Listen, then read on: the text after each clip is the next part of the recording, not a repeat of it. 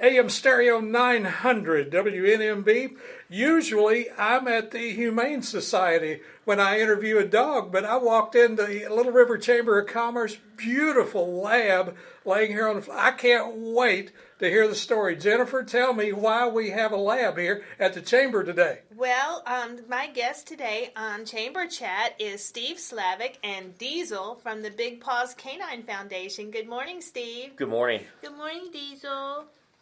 He's just giving you a He's look. wagging his tail, giving us a hello. So, Steve, why don't we jump right in? Tell us about the Big Paws Canine Foundation. Big Paws Canine Foundation was started in 2008. We incorporated in 2011. We have 3 locations across the country. It's how much it's exploded. Our main headquarters is in Aner, South Carolina. And we do a lot of work out here in Little River, as you know, being a member of the Chamber. And what we do, our primary mission is to combat veteran and first responder suicides. A lot of people don't realize that, you know, the only facts that we have are that over 100,000 veterans have committed suicide since 2003. That's just disheartening. Exactly, and the thing is those are documented. Those aren't the single car accidents that may or may not be, or the undocumented suicides that maybe are suspicious circumstances. And again, that statistic is only for veterans. I mean, when you look at the first responders, police officers, firefighters, EMTs, dispatchers, those statistics aren't out there. So Goodness. When you look at it, we're talking at a minimum in 12 years has been 100,000. So as a former company gunner sergeant in the United States Marine Corps. Thank you for your service. Thank you. And also a former police officer. Thank you again. I cannot sit back and allow suicides to occur and not put my money where my mouth is. I've got to do something about it. So we've put a team together.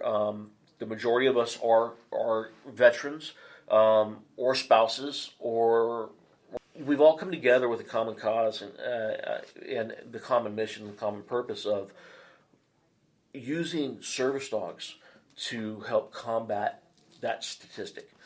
One of the things we look at is, a service dog in the past, everybody recognizes as it's a CNI dog or it's a hearing impaired dog. And as of August 26th, we've assisted the VA with actually a policy with mobility assistance dogs and PTSD dogs, as stated under the ADA. The other thing is, a lot of people don't understand is the ADA isn't the catch-all, be-all of rules and regulations for service dogs. You have, the Department of Justice for, the Federal Department of Justice.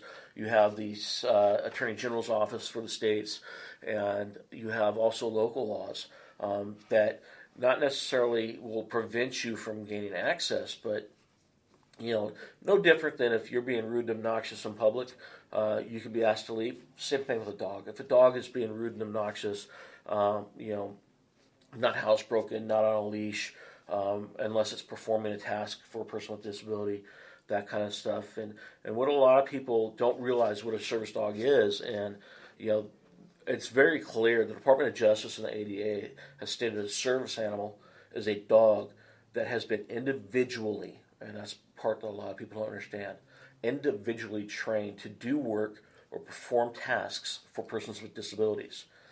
And your training is very comprehensive. Exactly. You work with both the animal, but you also work with the potential handler. Exactly.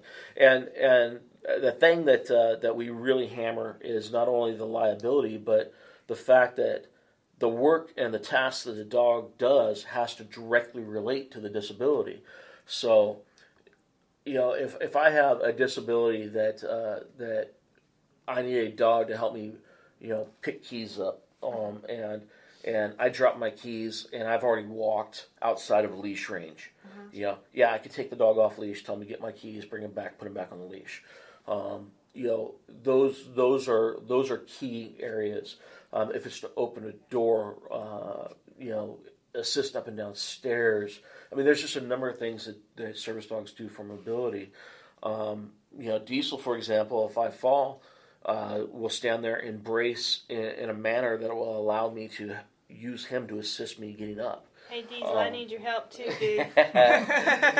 So there's a lot of things out there that these dogs do, and then not only that, the invisible disabilities, the PTSD, and those types of things. Because they have such a keen sensitivity, they can suspect something that you might not recognize yourself. Exactly, and basically how that works is it's through scent. I mean, dogs, the majority of what they do is based off of what they smell. Their sense of smell is so much greater than ours, obviously, and everybody knows that.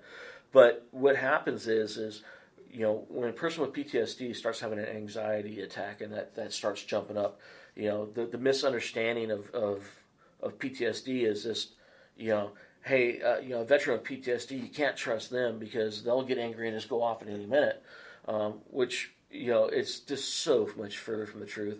Usually somebody with PTSD wants to withdraw and get away. They, not saying they can't get upset and yell and scream and everything else. That is a part of it, but that's usually when they're backed into a corner type of thing. So what happens while that's happening is the person with PTSD, their body gives off a chemical odor that the dogs can detect.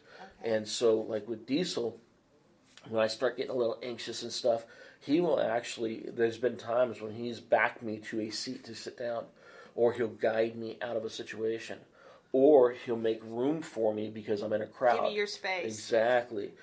Somebody comes up and gets too close. Diesel's been known to sit on their foot and back them up, physically back them up just by sitting on their foot. So there's a lot of things that service dogs do. And you mentioned to me when we were having a conversation before this interview that you also train the dog for potential, like whatever your needs are now. You may have some needs that change next year. Exactly. And the dog, with your training, the dog and the handler know how to grow into those future needs. Yeah, and that's exactly right. With our foundation, what happens is we just don't get a dog from the shelter and put a vest on them and teach them how to walk on a leash and potty train them and say, here's your service dog, have a nice day. Our service dogs are with us for the life of the dog. We train with that person continuously while they have the dog. It's also a misunderstanding that when you train a dog, all of a sudden they're trained and they know that for life. It's no different than a basketball player shooting free throws. If they don't practice, they're not going to make it. If they, it's the same thing. You still have to continue to train your dog weekly. Maybe not necessarily coming in or doing one of our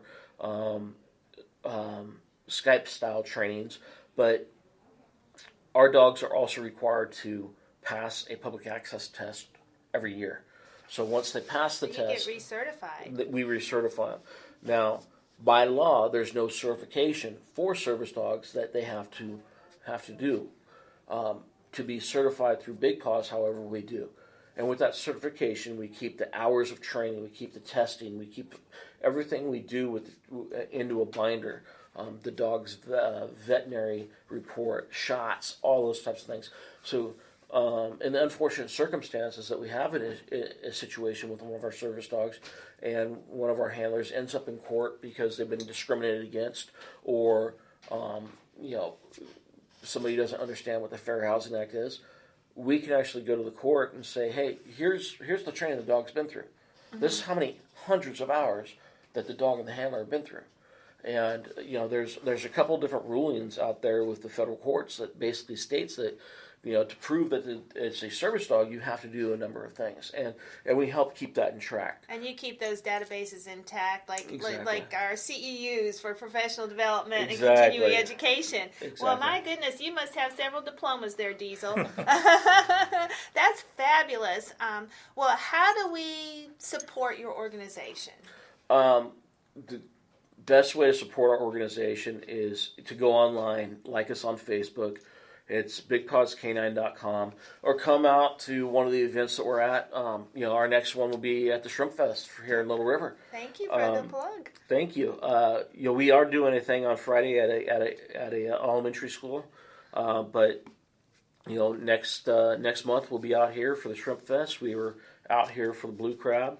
And if you want us to come out and give you instructions on what the ADA is, Fair Housing Act, Air Carriers Act, the different specific laws when it comes to service dogs here in South Carolina, and also give us some input. I know we're going to be talking with Governor Haley's office and trying to get some service dog laws incorporated in South Carolina, like Florida and some other states have, that basically protects the rights of a service dog.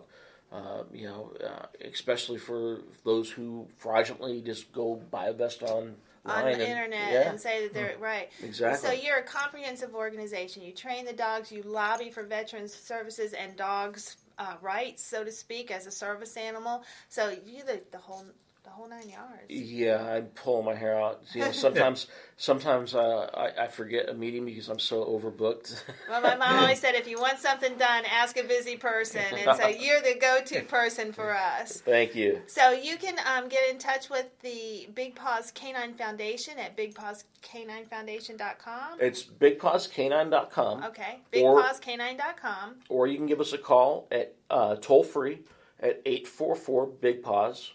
That's 844-244-7297. And when the recording comes on, you can just press 0, which will get you straight to an admin voicemail. Or you can go through the prompt and get the East Coast option. And we can go from there. If you'd like us to come out and speak to a group, let us know. I mean, there's no charge for that. We just want to get the information out there and educate the public. Spread the word.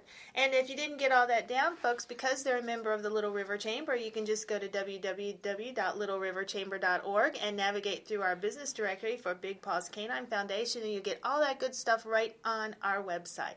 Well, thank you so much for coming in and joining us today, Steve. We really appreciate it. And thank you. Diesel, who won't even flinch. He's such a good working dog. He's working now, folks, so he knows what to do. Thanks again. We look forward to seeing everybody out at Shrimp Fest, October 10th and 11th, and you can find Big Paws Canine Foundation out there. And we'll see you next week on Chamber Chat. That wraps another edition on WNMB 900. B900.